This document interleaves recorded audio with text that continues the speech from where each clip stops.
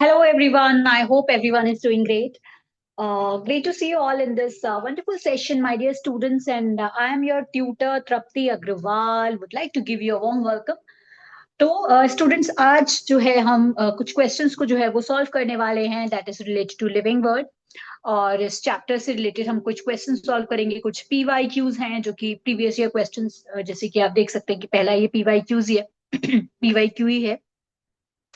तो कुछ इसको सॉल्व करेंगे और फिर उसके बाद हम कुछ एमसीक्यूज को भी सॉल्व करेंगे ताकि आपकी एक बेटर अंडरस्टैंडिंग डेवलप होगी। इसके अलावा एक क्रिएशन ऑफ द डे को लेकर मैंने एक शॉर्ट्स भी अपलोड किया है, जिसमें मैंने जो कल जो आपको टेक्सोनॉमिक एड के बारे में बताया था उसी टेक्सोनॉमिक एड से रिलेटेड एक क्वेश्चन जो है वो उसमें इंक्लूड किया है that will enhance your knowledge. क्योंकि वो पर्टिकुलर जो पॉइंट है वो मैंने अपने जो डिस्क्रिप्शन था उसमें नहीं मेंशन किया था, इसीलिए मैंने उसको क्वेश्चन की फॉर्म में आपको डिलीवर कर दिया है।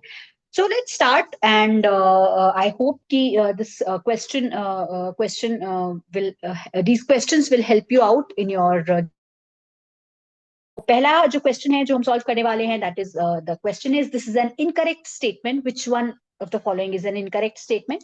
ये ऑलरेडी नीट 2013 जो है इसमें आया हुआ ये क्वेश्चन है।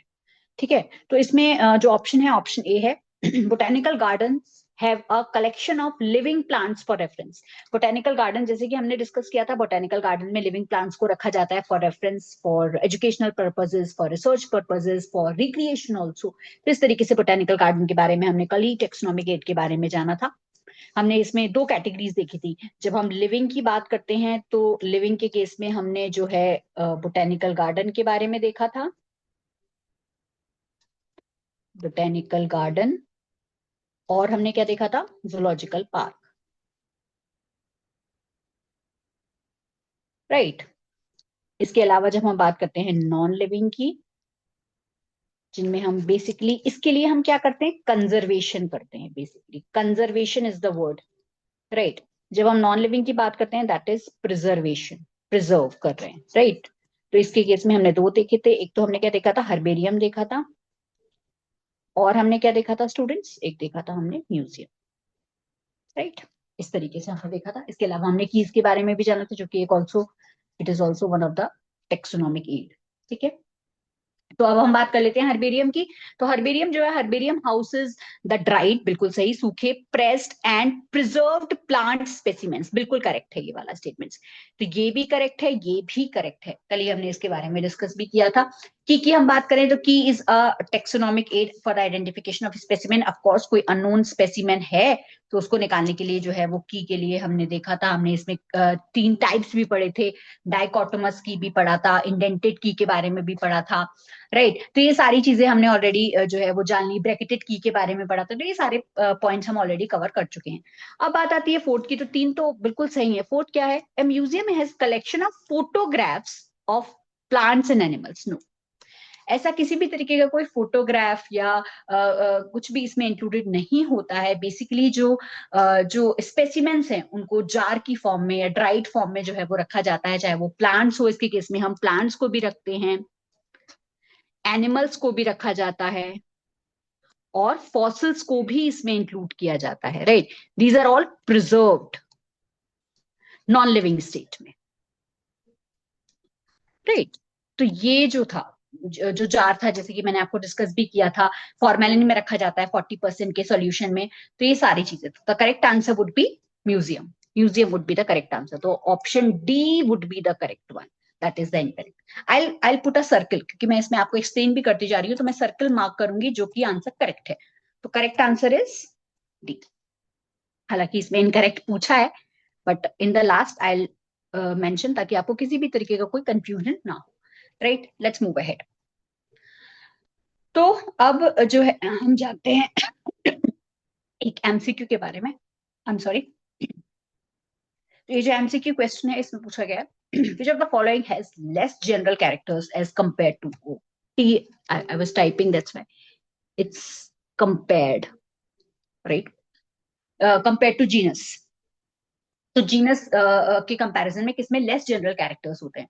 तो इसमें लेस जनरल कैरेक्टर्स की जहां बात करते हैं तो वो हम स्पीशीज के केस में देखते हैं, जैसे कि हमने डिस्कस किया था कि जब हम स्पीशीज से किंगडम की तरफ चल रहे होते हैं तो कहीं ना कहीं जो कॉमन कैरेक्टर्स होते हैं वो कम होते जाते हैं, राइट, और जनरल कैरेक्टर्स जो है वो इंक्रीज होते जाते हैं। So the correct answer would B species, right. ये बहुत सिंपल क्वेश्चन था जो कि मैंने इंक्लूड किया है। एक नेक्स्ट क्वेश्चन के बारे में जान लेते हैं।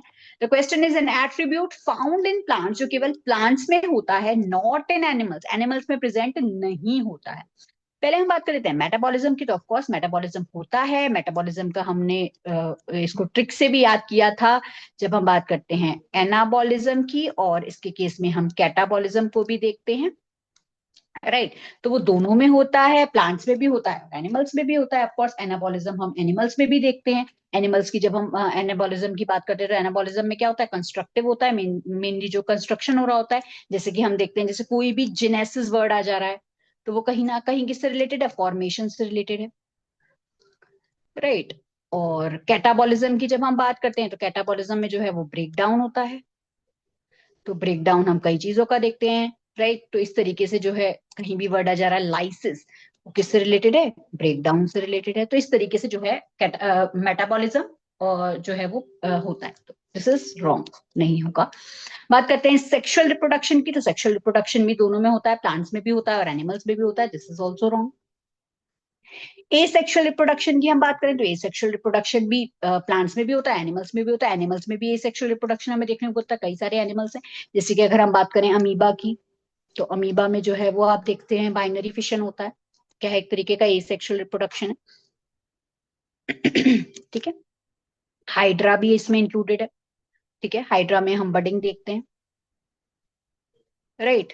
और स्पाइरोगायरा की हम बात करें जो कि एक एल्गी है, राइट। इसके केस में भी हम जो है वो एसेक्सुअल रिप्रोडक्शन देखते हैं, राइट।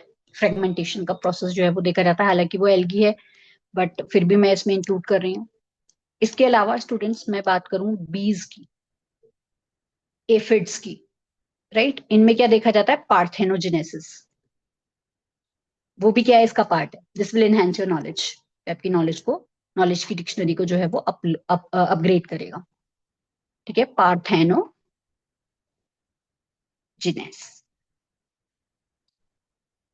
राइट। तो इस तरीके से होता है। तो asexual reproduction is also wrong. The correct answer would B autotrophy.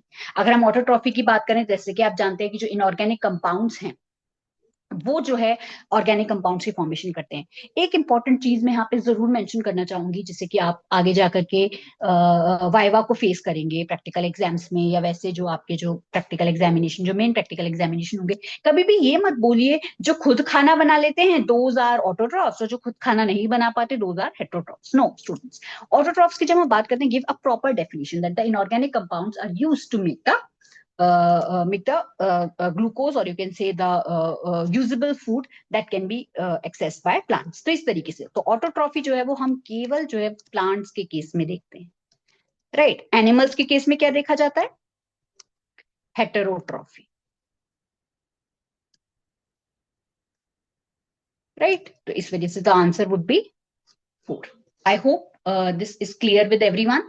और इसमें कुछ एक्स्ट्रा पॉइंट भी जो है वो मैंने इंक्लूड किया है, जैसे कि बीज और एफिड्स के बारे में। हालांकि आप अमीबा, हाइड्रा, स्पाइरोगारा इन सब के बारे में जानते होंगे ऑलरेडी। बीज और एफिड्स वाला जो पॉइंट है वो आप मेंशन भी कर सकते हैं, आप अपने नोट्स में ऐड ऑन कर सकते हैं। So let's move ahead and solve the next question. The next question है, students consider the following statements। कुछ statements जो है वो given है। statement 1 जो है वो कहता है cellular organization is the defining feature of life forms। बिल्कुल, cellular organization जो है वो defined form है life forms का, ठीक है। तो इसकी जब हम देखते हैं तो सेलुलर ऑर्गेनाइजेशन जो है वो आप सबके केस में देखते हैं, सभी जो लिविंग ऑर्गेनिजम्स हैं उनके केस में जो है वो सेलुलर ऑर्गेनाइजेशन को देखा जाता है, और it is one of the defining feature. तो ये स्टेटमेंट तो करेक्ट है। स्टेटमेंट 2 बोल रहा है metabolic reactions can not be demonstrated outside the cell free system. ये बिल्कुल गलत है। एनसीईआरटी में स्ट्रिक्टली मेंशन है ये लाइन कि जो मेटाबॉलिज्म है स्टूडेंट्स, मेटाबॉलिज्म जो है वो हम जो आउटसाइड जो सेल्फ्री सिस्टम है उसमें भी हम उसको डेमोन्स्ट्रेट कर सकते हैं, क्योंकि कुछ ऐसी रिएक्शंस होती हैं जो कि आप देख सकते हैं जो टेस्ट ट्यूब में होती हैं, ना ही वो लिविंग होती है ना ही नॉन लिविंग होती हैं। तो इसीलिए स्टूडेंट्स यही जो पॉइंट है वो रॉन्ग दे रखा है इसके केस में कि can not be demonstrated. It can be demonstrated outside in cell free systems, क्योंकि हम टेस्ट ट्यूब के केस में ये सब चीजें देख सकते हैं। तो स्टेटमेंट 2 जो है वो रॉन्ग है, सरासर रॉन्ग स्टेटमेंट है। तो इसमें बोला गया है बोथ आर ट्रू स्टेटमेंट्स, ये तो बिल्कुल गलत हो गया। यहाँ पर भी बोला गया है बोथ आर ट्रू स्टेटमेंट्स, गलत। पहला जो है वो करेक्ट है और सेकंड जो है वो फॉल्स है। तो the correct answer would B 3। Statement 1 is true and statement 2 is false. So that was the question for you all. So that's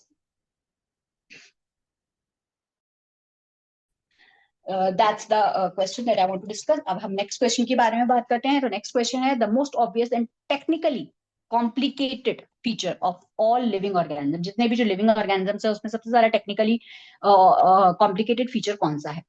तो इसमें हम बात करते हैं the ability to sense their surrounding और environment and respond to these environmental stimuli. Definitely ये एक है, क्योंकि ये स्ट्रिक्टली ये भी लाइन जो है एनसीईआरटी में क्लियरली मेंशन है कि जो सेंस करने की जो एबिलिटी होती है, जब हम प्लांट्स की बात करें तो प्लांट्स भी जो है वो सेंस कर सकते हैं। प्लांट्स में हम कई सारे इफेक्ट देखते हैं, लाइट का इफेक्ट देखते हैं, इसके अलावा टेम्परेचर का इफेक्ट जो है वो देखा जाता है, राइट। और इसके अलावा फोटो पीरियड का इफेक्ट भी जो है हम देखते हैं, जो कि ब्रीडिंग पे और बाकी सारे जो पॉइंट्स हैं, बाकी सारे जो इम्पोर्टेंट जो कैरेक्टरिस्टिक फीचर हैं उनको जो है वो अफेक्ट करता है। तो ये सारी चीजें जो है हम देखते हैं, और ये प्लांट्स में भी हम देखते हैं, एनिमल्स के केस में भी देखते हैं। ऑफ कोर्स जो केमिकल्स का जो इफेक्ट है वो भी हमें देखने को मिलता है प्लांट्स और एनिमल्स दोनों पे। तो बेसिकली ये जो फीचर है जिसमें हम ये सारे कैरेक्टरिस्टिक्स को देखते हैं, जबकि हम ह्यूमन की बात करें तो ह्यूमन जो है वो किस केस में आता है? सेल्फ कॉन्शियस के केस में आता है। सेल्फ कॉन्शियसनेस जो है वो हम ह्यूमन के केस में देखते हैं, राइट। तो ह्यूमन के केस में हम देखते हैं, अगर मान लीजिए कोई भी कोई भी पिंच पॉइंट है या कोई भी केमिकल है, तो वो the human become self conscious. अगर उसको हीट में, अगर उसने किसी भी जो स्टिमुलाई अगर उसको दिया जा रहा है, whether it is a heat stimuli, temperature stimuli, किसी भी तरीके का स्टिमुलाई दिया जा रहा है, the human himself is going to respond to that, right. तो वो अवेयर है आसपास की सराउंडिंग से। तो इस तरीके का जो कैरेक्टर है तो कहीं ना कहीं एक ऑब्वियस और एक टेक्निकली कॉम्प्लिकेटेड फीचर है जो कि लिविंग ऑर्गेनिजम्स में देखा जाता है। सेकेंड हम बात करें रिप्रोडक्शन, एसेक्सुअल और sexual for the production of progeny of any kind. बिल्कुल नहीं, ये बिल्कुल एक ऑब्वियस है, टेक्निकल फीचर में इसको इंक्लूड नहीं करेंगे। साइज का तो हमने ऑलरेडी डिस्कार्ड कर दिया था, क्योंकि हम माउंटेन्स के केस में भी देखते हैं जो नॉन लिविंग ऑर्गेनिज्म है वो भी जो है वो ग्रो हो रहा है। Presence of complex organ system, digestive system और नर्वस सिस्टम, ये भी इसमें स्टूडेंट्स इंक्लूड नहीं होगा, राइट। तो इस तरीके से जब हम इन सारे जो ऑर्गेनिजम्स हैं, जैसे कि अगर हम ऑर्गन सिस्टम्स की बात करें तो कहीं ना कहीं जो सेल्फ कॉन्शियसनेस वाला जो फीचर है वो इसमें देखने को नहीं मिलता है। तो these are all wrong. The correct answer would be 1, जो कि एबिलिटी होती है सराउंडिंग, आउटसाइड जो सराउंडिंग है और एनवायरमेंट से रिस्पॉन्ड करने के लिए। So the correct answer would be 1.